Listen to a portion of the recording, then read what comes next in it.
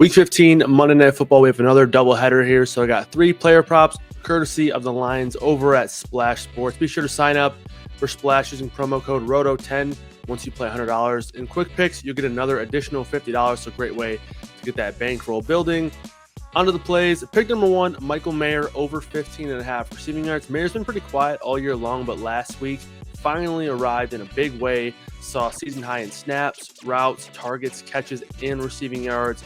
Hauled in 7 passes for 68 yards. Still don't know who the quarterback's going to be for the Raiders here, but I'm not really too concerned about it either way. I do think both of them will be relying on their tight ends. The Raiders are going to be running a lot of 2 tight end sets. So going to be the over here on Michael Mayer at 15.5 receiving yards. Pick number 2, Jordan Addison over 52.5 receiving yards. Addison has been on a tear as of late.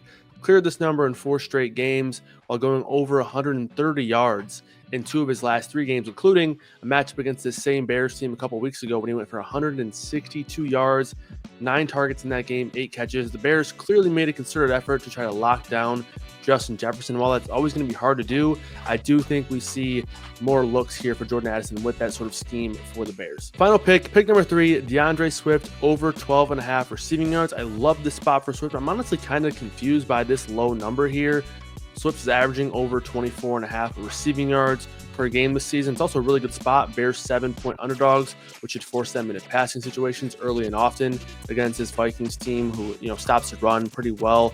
And also, Swift's going to benefit from the absence of Roschon Johnson. Last week with no Johnson, we saw Swift run around on 70% of dropbacks for this Bears offense. That only led to 1 target, but I'm pretty optimistic that that'll improve here this week in terms of targets. So he has a 14% target per route run rate this season. So I'm liking this number here for DeAndre Swift. So give me the over on 12.5 receiving yards.